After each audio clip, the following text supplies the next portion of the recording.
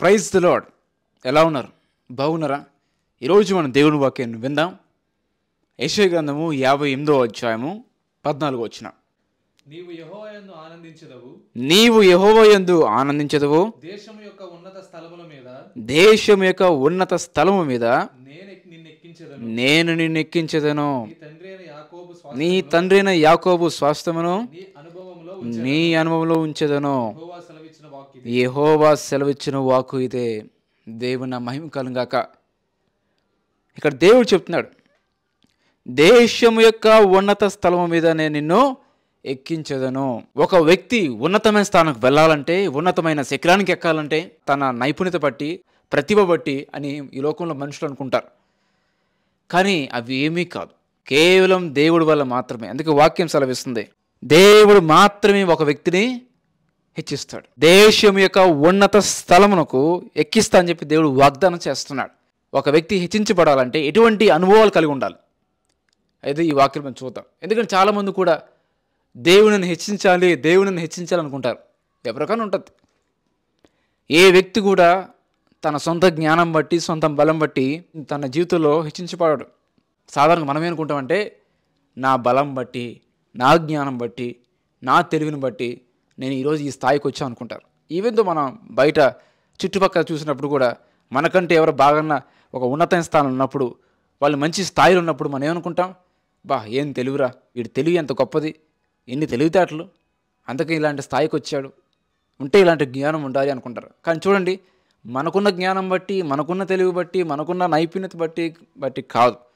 అది దేవుడు హెచ్చిస్తే కానీ ఏ వ్యక్తి కూడా హెచ్చించబడు అని వాక్యం సెలవిస్తుంది. ఏమని? దేశం యొక్క ఉన్నత స్థలముల మీద నిన్ను ఎక్కించుతాను. ఈరోజు దేవుడు ఈ వాగ్దానానికి ఇస్తున్నాడు. ఈరోజు నువ్వు ఏ యొక్క అవసరాలు ఉన్నావో నాకు తెలియదు, ఏ యొక్క సమస్యలు ఉన్నావో నాకు తెలియదు, ఏ యొక్క అప్పులు ఉన్నావో నాకు తెలియదు, ఏ యొక్క మానసికంగా కృంగిపోతున్నావో నాకు తెలియదు, ఏ విధంగా నీలో నువ్వే కృంగిపోతూ డిప్రెషన్లో నాకు తెలియదు.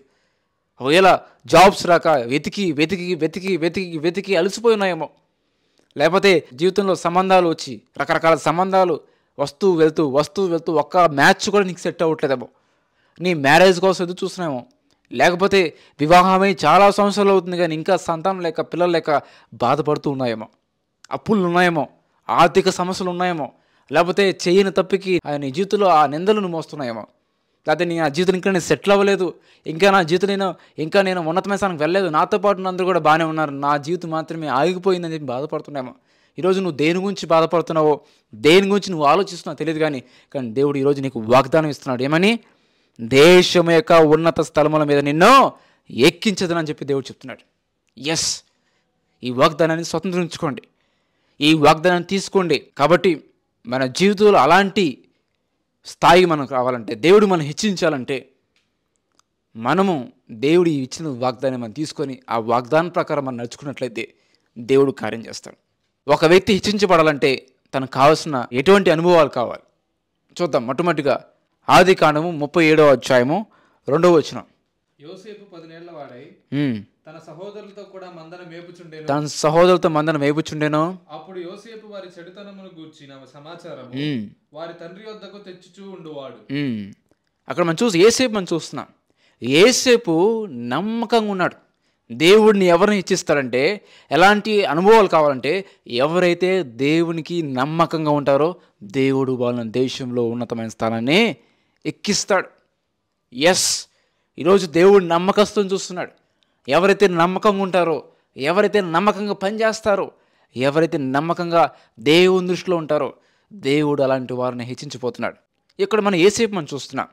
యోసేపు ప్రారంభం నుంచి చివరి వరకు కూడా తను చాలా నమ్మకంగా ఉండేవాడు. ముఖ్యంగా ఆదికాండం 37:2 చూసినట్లయితే తన తండ్రి దగ్గర, తన ఇంట్లో మా నాన్న చెప్పాడు, నాన్న మీ అన్నయ్యలు ఉన్నారు కదా, మీ అన్నయ్యలు ఎక్కడున్నారో ఏంటో వాళ్ళు అసలు చూసి సమాచారం తీసుకుంటా అంటే వెళ్ళి మరి వాళ్ళ అన్నయ్య దగ్గరికి ఎత్తుక్కొని వెళ్ళి ఎక్కడున్నారో ఆ సమాచారం తీసుకొచ్చి, నాన్న అన్నయ్యలు ఇలా ఉన్నారు, ఇలా చేస్తున్నాని చెప్పి నమ్మకంగా, అంటే వాళ్ళ తండ్రి గారు ఏం పని చెప్పారో ఆ పని నమ్మకంగా వెళ్ళి చూసి వచ్చి ఇదిగో నాన్న అన్నయ్యలు ఎలా ఉన్నారు, ఇలా చేస్తా అని చెప్పి వచ్చి అన్నా అని చెప్పేవాడు. అంటే యోసేపు చిన్నప్పటి నుంచి నమ్మకంగా ఉండేవాడు. దాని తర్వాత వాళ్ళ అన్నలు తన మీద వ్యతిరేకంగా భావంతో ఉండడము, తనమైన విషపు చూపులతో ఉండడం, ఎలాగైనా యోసేపుని ఇక్కడ ఉండకుండా చేయాలి అని చెప్పి వాళ్ళు అసూయతో వాళ్ళు కోపంతో ఏం చేశారంటే ఒక గుంటలో పడేస్తారు, బావిలో పడేస్తారు. అక్కడ పాడేసిన తర్వాత అక్కడ పడేసి అక్కడ తను చంపేద్దామని ప్లాన్ ఉన్నప్పుడు కానీ దేవుడు మహాకృప బట్టి మరి ఇష్మాయిల్ వస్తున్నప్పుడు ఇస్మాయిల్ అమ్మేలాగా దేవుడు వాళ్ళ ఆలోచన తారుమారు చేస్తాడు. తర్వాత ఇష్మాయిల్కి వాళ్ళు యోసేపుని అమ్మేస్తారు. అక్కడ ఐగుప్తు దేశానికి బానిసగా కొనుగోలు చేసిన తర్వాత అక్కడ బానిసగా ఉంటూ అక్కడ కూడా యోసేపు చాలా నమ్మకంగా ఉండేవాడు. ఆ ప్రతి పనులు కూడా ప్రార్థన చేసుకుని పనిచేసేవాడు, దేవుడికి నీతిగా యథార్థంగా జీవించేవాడు, దేవుని యందు భయభక్తులు జీవించేవాడు. ఆదికాండం 39:3 యెహోవా అతనికి తోడై ఉండెను, యెహోవా అతనికి తోడై ఉండెననియు అతను చేసినంతయు అతని చేతిలో యెహోవా సఫలం చేసెననియు అతని చేతిలో యెహోవా సఫలం చేసిననియు అతని యజమానుడు చూచినప్పుడు యోసేపు మీద అతనికి కటాక్షం కలిగెను గనుక అతని యొద్ద పరిచర్య చేయువాడాయెను. చూసారా, యోసేపు పొతీఫర్ ఇంట్లో అంటే ఆ బానిసగా ఉన్నప్పుడు కూడా నమ్మకంగా ఉన్నాడు, పొతీఫర్ ఇంట్లో వెళ్ళినప్పుడు కూడా నమ్మకంగా ఉన్నాడు. తర్వాత అదే 39:7 కూడా తనకి శోధన వస్తుంది. నాతో శయనించు, నాతో పాపం చేయి, నాతో శయనించు, నాతో పాపం చేయి అని చెప్పి పొతీఫర్ భార్య ఎంతగానో ప్రేరేపిస్తూ ఉంది. అయితే యోసేపు ఒక చక్కటి మాట చెప్తాడు. అటు తర్వాత అతని యజమానుని భార్య యోసేపు మీద కన్ను వేసి తనతో శయనించమని చెప్పాను. అయితే అతడు ఒప్పక నా యజమానుడు తనకు కలిగినదంతా నా చేతికి అప్పగించను కదా, నా వశమున తన ఇంటిలో ఏమి ఉన్నదో అతడు ఎరుగడు, ఈ ఇంటిలో నాకంటే పైవాడు ఎవడునూ లేడు, నీవు అతని భార్యవైనందున నిన్ను తప్ప మరి దేనిని నాకు అప్పగింప ఉండలేదు. నీవు అతని భార్యవైనందున నిన్ను తప్ప మరి దేనిని నాకు అప్పగింప ఉండలేదు. నేను ఎట్లు ఇంత ఘోరమైన పాపం దుష్కార్యమును చేసి దేవుడికి విరోధంగా పాపము కట్టుకుందని యజమాని భార్యతో నేను. యోసేపు శోధన వచ్చింది, దా పాపం చేయి, శయనించు, నాతో ఉండు, నేను నీకు అక్కడ అన్నీ నాకు అప్పచెప్పాడు కానీ యజమానుడు మిమ్మల్ని మాత్రం నాకు అప్పచెప్పలేదు, ఇది నేను చేయనండి. యోసేపు అక్కడి నుంచి పారిపోతాడు. అంటే యోసేపు నమ్మకంగా ఉన్నాడు, ప్రతి పనిలో కూడా నమ్మకంగా ఉన్నాడు. తర్వాత మీకు తెలుసు, తర్వాత తన చేయని నేరానికి తీసుకెళ్ళి చెరసాల పడేస్తారు. ఆ చెరసాలు అక్కడ కూడా యోసేపు నమ్మకంగా ఉంటాడు, దేవుని యందు భయభక్తులు జీవిస్తాడు. చూడండి, ఇక్కడ చూసినట్టయితే ఇక్కడ చెరసాల్లో యోసేపు చేయని తప్పుకి తీసుకొచ్చి చెరసాల పడేస్తారు. అక్కడ కూడా ఆ సేనాధిపతి వారు యోసేపు వశం చేశాడు. యోసేపు వశం చేసి యోసేపు చాలా జాగ్రత్తగా ఉంటాడు, చాలా నమ్మకమైన వాడని చెప్పి యోసేపు చేతికి అప్పచెప్తాడు. పాననాయకుడు భక్ష్యకారుడు వాళ్ళిద్దరూ తీసుకొస్తారు, వాళ్ళిద్దరికి ఉపచారం చేసి వాడుకుంటాడు. అంటే నమ్మకమైన వాడుగా ఉంటాడు, ఇచ్చిన పని నమ్మకం చేశాడు.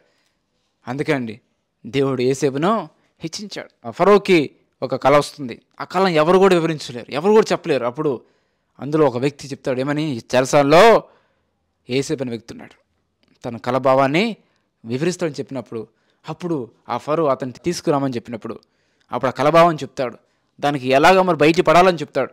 అప్పుడు దేవుడు తను హెచ్చిస్తాడు. ఎట్లా ఇస్తాడు? దేవుడు తన దేశానికి ప్రధానమంత్రిని చేస్తాడు. God blessed him as a prime minister. ఆదికాండము 41:41 మరియు ఫరో చూడుము, ఐగుప్తు దేశం అంతటి మీద నిన్ను నియమించి ఉన్నానని యోసేపుతో చెప్పాను. మరియు ఫరో తన చేతులున్న తన ఉంగరం తీసి యోసేపు చేతిని పెట్టి సన్నపు నారబట్టలు అతనికి తొలగించి అతని మేడకు బంగారు గొలుసు వేసి తన రెండో రథం మీద అతను ఎక్కించను. అప్పుడు వందనం చేయుడని అతని ముందర జనులు కేకలు వేసిరి. అట్లు ఐగుప్తు దేశం అంతటి మీద అతన్ని నియమించెను. ఐగుప్తు దేశం అంతటి మీద అతన్ని నియమించి. చూసారా, ఎప్పుడైతే యోసేపు నమ్మకంగా ఉన్నాడో ఐగుప్తు దేశానికి అతన్ని అధికారిగా ప్రధానమంత్రిగా దేవుడు అతన్ని నియమించాడు. ఎవరైతే నమ్మకంగా ఉంటారో దేవుడు వాళ్ళని హెచ్చిస్తాడు, ఉన్నతమైన స్థానం ఉంచుతాడు, దేశానికి ఉన్నతమైన స్థానం దేవుడు వాళ్ళను ఉంచుతాడు. ఈరోజు దేవుడు నమ్మకంగా ఉంటావా? దేవునికి చిన్న పని ఇవ్వచ్చు, చిన్న పని నమ్మకం చేయి. ఈరోజు చిన్న జాబ్ చేస్తున్నావా? చిన్న జాబులు నమ్మకం చేయి. ఈరోజు ఒకవేళ నీకు తక్కువ మార్కులు వస్తున్నాయి, తక్కువ మార్కుతో దేవుడు స్తుతించు, నమ్మకంగా ఎగ్జామ్స్ రాయి. నాకు ఎక్కువ రావట్లేదండి, నేను ఎక్కువ చదవలేకపోతున్నాను అనొద్దు. నీకు వచ్చిన జ్ఞానంతో, నీకు వచ్చిన ఆ యొక్క స్టడీతోనే వెళ్ళి ఎగ్జామ్స్ రాయి, జాగ్రత్తగా నమ్మకంగా రాయి, దేవుడు ఖచ్చితంగా ఇస్తాడు. ఒకవేళ నీకు చాలా తక్కువ డబ్బులు ఉన్నాయి, చాలా తక్కువ ఆర్థికంగా చాలా సఫర్ అవుతున్నాయేమో, ఆర్థికంగా చాలా నలిగిపోతున్నాయేమో, డబ్బులు లేవేమో, ఉన్న కొంచెంలో నమ్మకంగా ఉండు, విశ్వాసంతో ఉండు, దేవుడు ఖచ్చితంగా నేను ఇచ్చిస్తాడు. నమ్మకంగా ఉన్నవాడిని దేవుడు ఖచ్చితంగా దీవిస్తాడు, ఉన్నతమైన స్థానాన్ని దేవుడు వాళ్ళను ఎక్కిస్తాడు. కాబట్టి మన జీవితంలో దేవుడు కోరుకునేది మన నమ్మకంగా మనము ఉండాలి. కాబట్టి దేవుడికి నమ్మకంగా జీవించండి, ఇంట్లో కానీ బయట కానీ నువ్వు ఎక్కడ పని చేస్తున్నా, జాబ్లో పని చేస్తున్నా, నువ్వు ఇంట్లో ఉంటున్నా, కాలేజీలో ఉంటున్నా, స్కూల్లో ఉంటున్నా, నువ్వు ఎక్కడున్నా సరే నువ్వు నమ్మకంగా ఉండాలి. ఎలాంటి అబద్ధాలు కానీ మోసాలు కానీ చేయకూడదు. నమ్మకంగా నువ్వు చేయి, నమ్మకంగా ఉండు.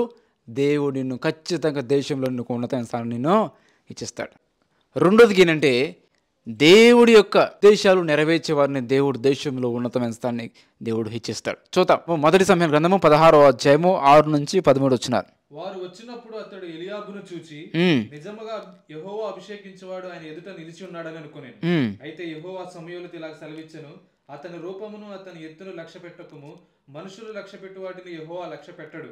నేను అతన్ని త్రోసివేసి ఉన్నాను, మనుషులు పైరూపమును లక్ష్య పెట్టుదురు గాని యెహోవా హృదయమును లక్ష్య పెట్టును. యెష్షయి అబీనాదాబును పిలిచి సమూయేలు ఎదుటికి అతన్ని రప్పింపగా అతడు యెహోవా ఇతన్ని కోరుకోలేదనెను. అప్పుడు యెష్షయి షమ్మాను పిలవగా అతడు యెహోవా ఇతన్ని కోరుకోలేదనెను. యెష్షయి తన 7 కుమారులను సమూయేలు ఎదుటికి పిలిపించగా సమూయేలు యెహోవా వీరిని కోరుకోలేదని చెప్పి, నీ కుమారులందరూ ఇక్కడ ఉన్నారా అని యెష్షయిని అడగగా అతడు, ఇంకనూ కడసరి వాడు అక్కడ ఉన్నాడు, అయితే వాడు గొర్రెలు కాయిచున్నాడని చెప్పాను. అందుకు సమూయేలు, నీ వాడిని పిలిపించుము, అతడు ఇక్కడికి వచ్చే వరకు మనం కూర్చుందామని యెష్షయితో చెప్పగా అతడు వాడిని పిలువనంపించినప్పుడు లోపలికి తోడుకొని వచ్చాను. అతడు ఎర్రని వాడును చక్కని నేత్రం గలవాడును చూచుటకు సుందరమైన వాడి ఉండెను. అతడు రాగానే, నేను కోరుకున్నవాడు ఇతడే, నీవు లేచి వాడిని అభిషేకించమని యెహోవా సెలవీయగా సమూయేలు తైలపు కొమ్మను తీసి వాని సహోదరులు ఎదుట వాడిని అభిషేకం చేసెను. చాలండి. ఇక్కడ చూసినట్లయితే రెండోదిగా దేవుడు ఎవరిని ఉన్నతమైన స్థాయిలో హెచ్చిస్తాడంటే ఎవరైతే దేవుని ఉద్దేశాలను నెరవేరుస్తారు. ఇక్కడ చూసినట్లయితే సౌలు తర్వాత రాజు ఎవరు అని చెప్పి దేవుడు సౌలు తర్వాత, ఇదిగో యెష్షయి కుమారులు ఒక కుమారుడు నేను రాజుగా హెచ్చించిపోతున్నాను, సమూయేలు నువ్వు లేచి ఆ తైలం తీసుకొని ఆ నూనె తీసుకుని వెళ్ళి యెష్షయి కుమారులు ఒక కుమారుడు నువ్వు అభిషేకించాలని చెప్పినప్పుడు ఆ సమూయేలు వెళ్తాడు, ప్రవక్త వెళ్తాడు. ఆ యెష్షయి కుమారులు అందరిని పిలుస్తాడు. అందరూ కూడా ఎంతో హైట్గా ఉన్నారు, హ్యాండ్సమ్గా ఉన్నారు, చాలా బాగున్నారు, బలంగా ఉన్నారు. సమూయేలు అంటాడు, ప్రభా ఇతను చాలా చక్కగా ఉన్నాడు, కండలు ఉన్నాయి, అందంగా ఉన్నాడు ప్రభా, ఇతనేనా ప్రభా అంటే దేవుడు అన్నాడు, ఇతను కాదు అన్నాడు. మరి ఇంకో కుమారుడు వచ్చాడు, ఇతనా ప్రభా అంటే ఇతను కాదన్నాడు. ఇతను కూడా ఇతనా ప్రభా అంటే అతను కాదన్నాడు. అట్లా తన కుమారులందరూ వస్తూనే ఉన్నారు. కానీ దేవుడు చెప్తున్నాడు, ఇతను కాదు. దేవుడు చెప్తున్నాడు, వాళ్ళ 10 రూపాయలు నువ్వు లక్ష్యం ఉంచొద్దు. ఇప్పుడు ప్రవక్త చెప్తాడు, అయ్యా ఇంకెవరిని కుమారులు ఉన్నారా, ఇంకెవరిని పిల్లలు ఉన్నారు మీకంటే, అయ్యా ఉన్నాడండి, చిన్నోడు ఉన్నాడు, వాడు గొర్రెలు కాస్తున్నాడు అని తీసుకుంటారండి అని చెప్పినప్పుడు ఆ దావీదు వస్తున్నప్పుడు దేవుడు ఒక మాట అంటాడండి, ఇదిగో నీవు లేచి వాడిని అభిషేకించు, నేను కోరుకున్నవాడు అతడే అని చెప్పి దేవుడు చెప్తాడు.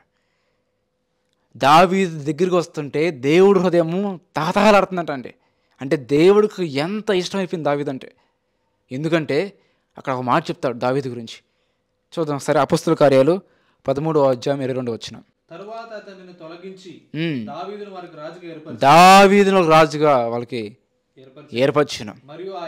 మరియు ఆయన నేను యెష్షయి కుమారుడైన దావీదును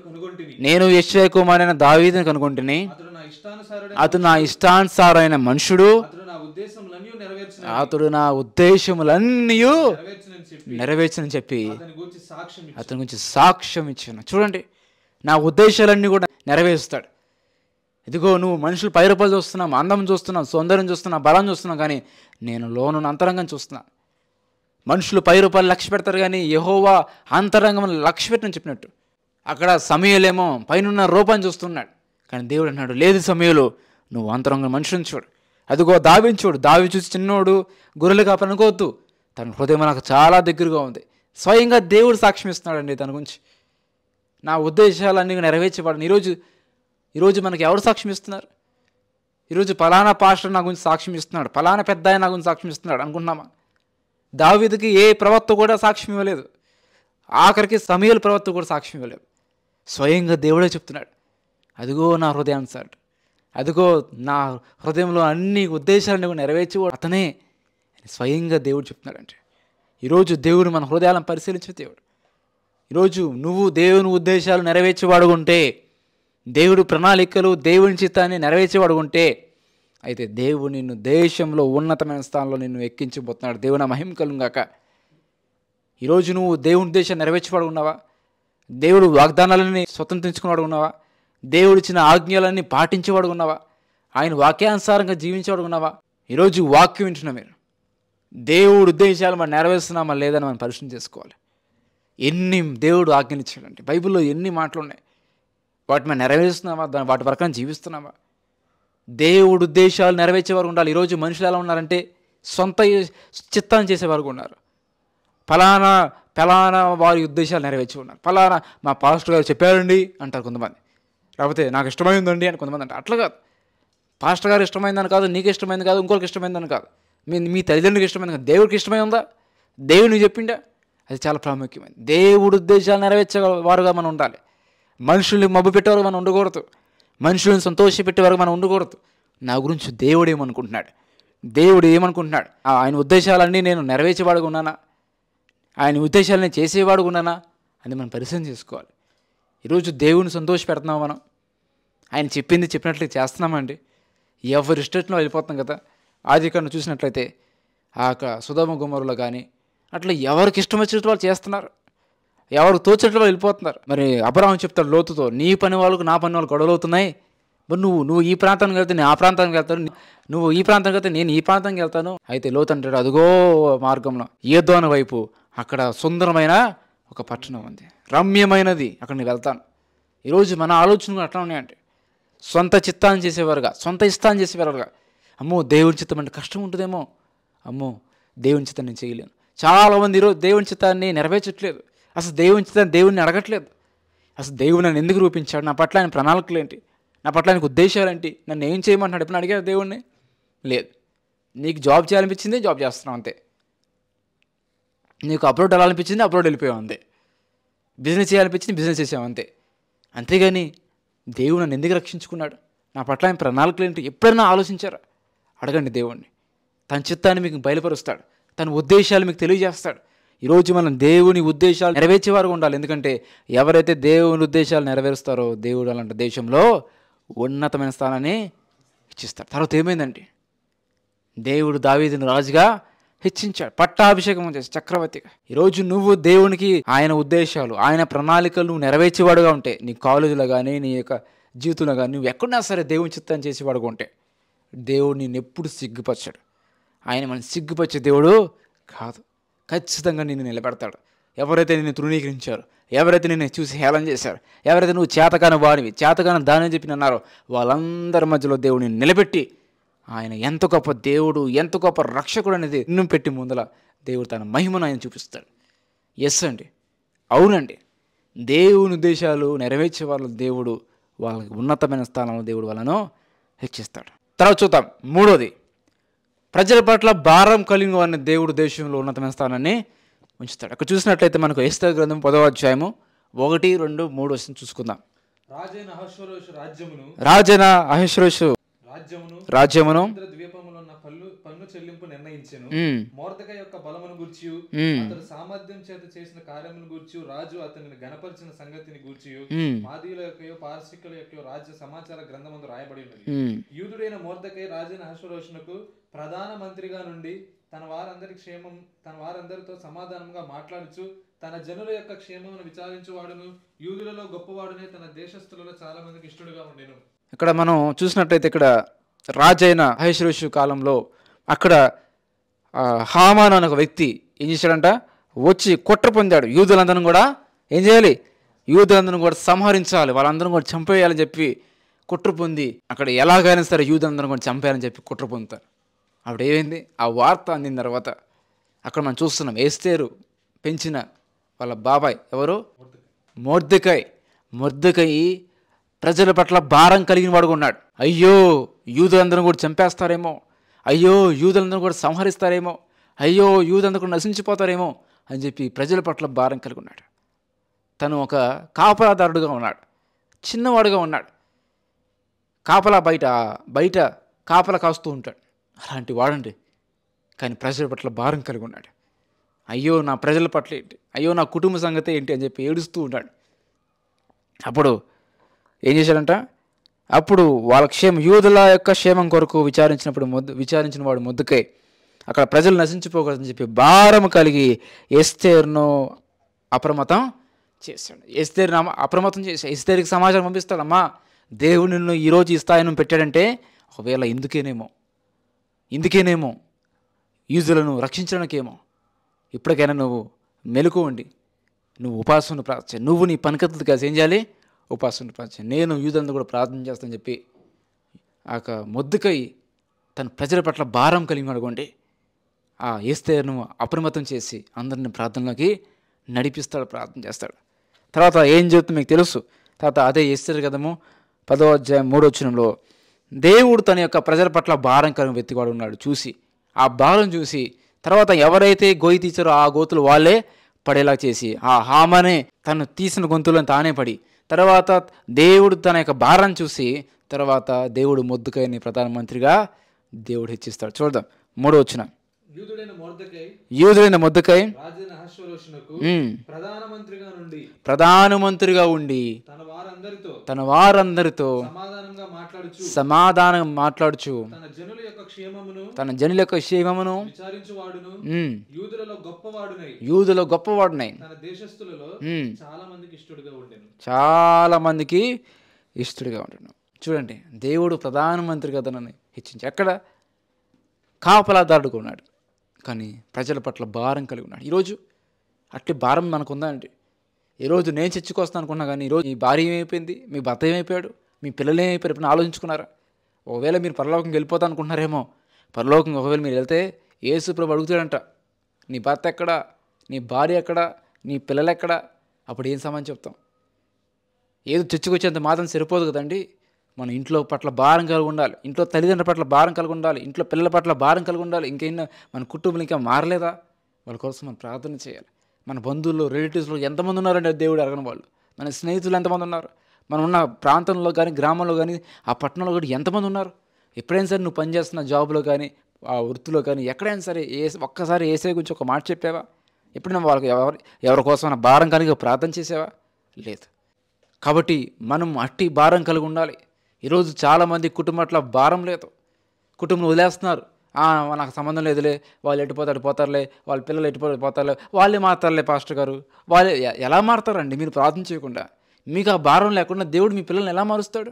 చివరికి అంతా అయిపోయి వాళ్ళు మీదకి ఎక్కేసి చివరికి లాస్ట్ స్థితికి వచ్చేసింది, అయ్యా మా పిల్లల కోసం ప్రార్థన చేయండి, మా పెద్దోడి కోసం ప్రార్థన చేయండి, మా చిన్నోడి కోసం అని అంటున్నారు. కానీ వాళ్ళు ఎదుగుతున్న సమయంలోనే వాళ్ళ కోసం మీరు భారం కలిగి ప్రార్థన చేశారా? వాళ్ళ కొరకు కన్నీరు కాచారా? ఈరోజు చాలామంది తల్లిదండ్రులు పిల్లల కొరకు భారం కలిగి ప్రార్థన చేయడం లేదు. చాలామంది పిల్లలు కూడా తల్లిదండ్రుల కొరకు భారం కలిగి ప్రార్థన చేయట్లేదు, వదిలేస్తున్నారు.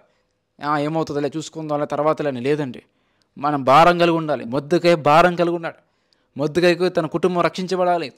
తన యొక్క యూదులు అందరూ కూడా తన సంతతి వారందరూ కూడా తన జనరేషన్ తన యూదులందరూ కూడా రక్షించబడాలని చెప్పి తను ఎంతో భారం కలిగి ఉన్నాడు.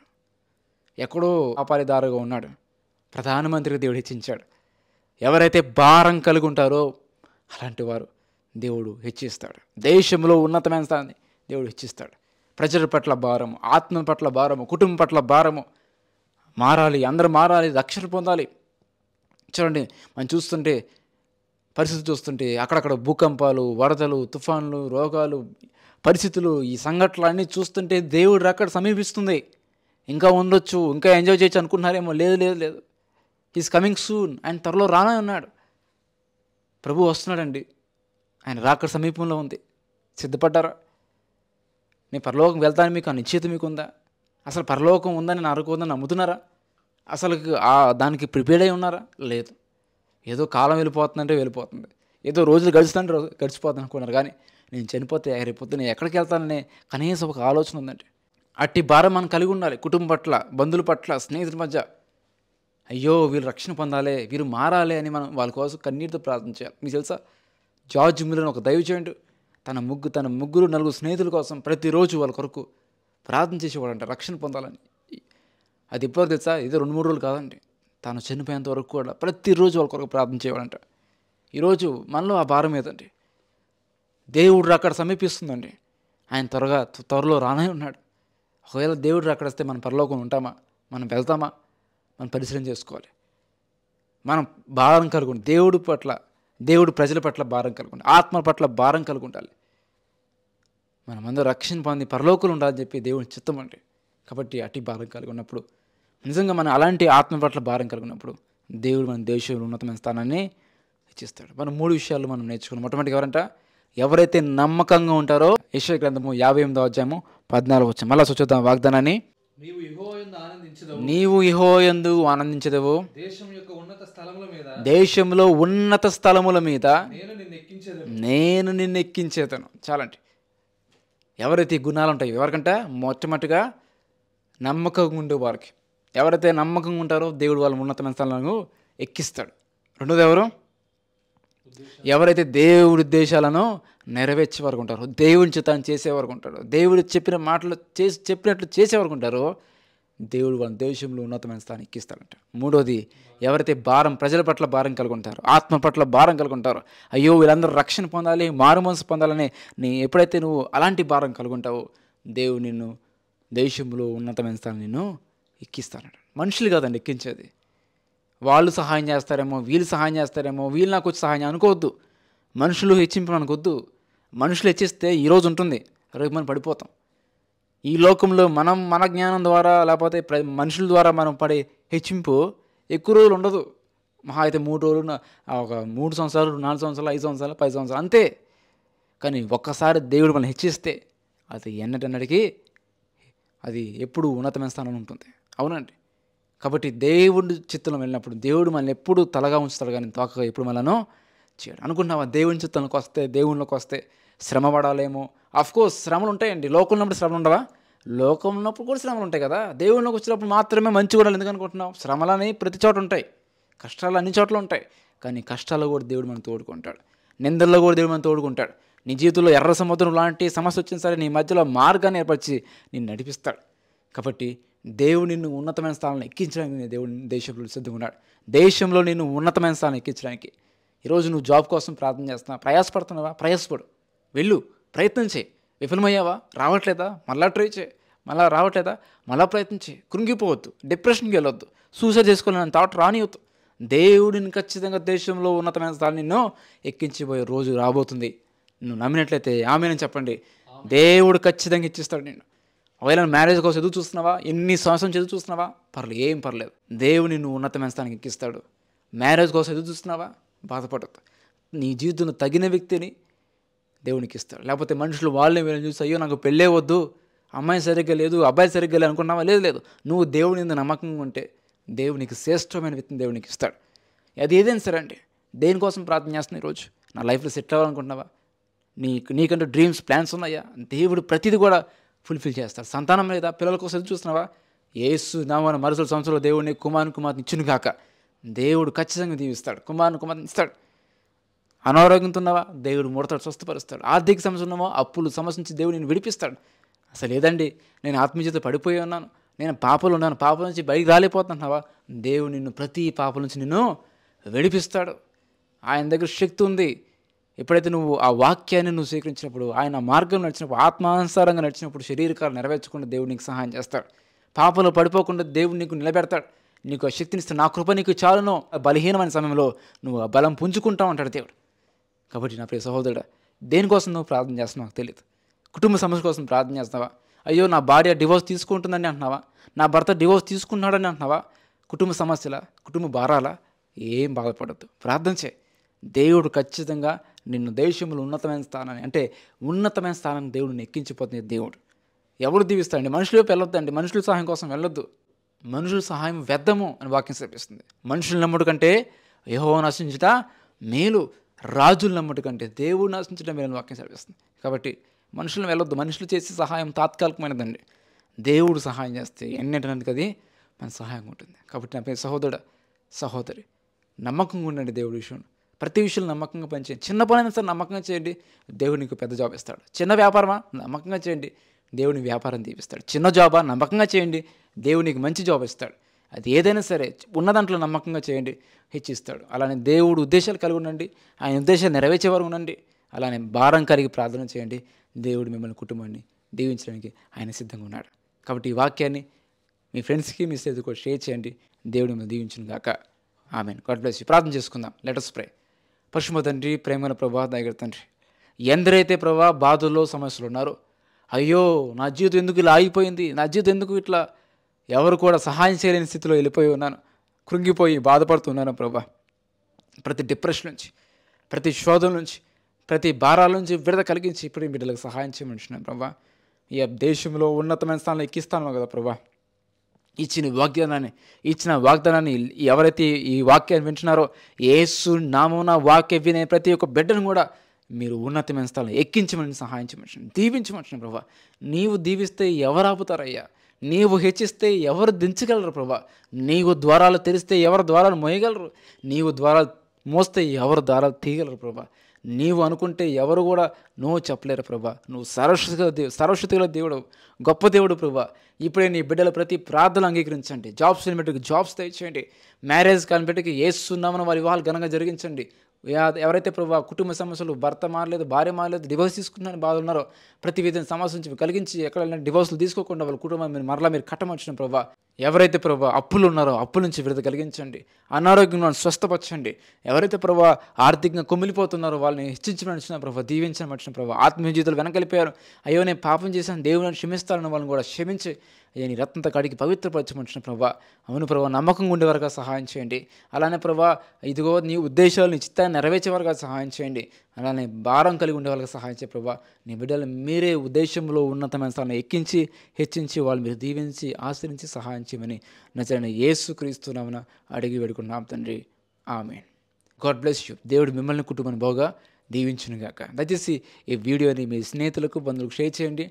అదంతా దేవునికరంగా మేలుకరంగా ప్రభు చిత్తమైతే మళ్ళా మనం వచ్చి మళ్ళా కలుద్దాం. అంతవరకు దేవుడు కృపా కాపుదల సదాకాలం తోడుకుని మనం నడిపించునుగాక. ఆమేన్. God bless you.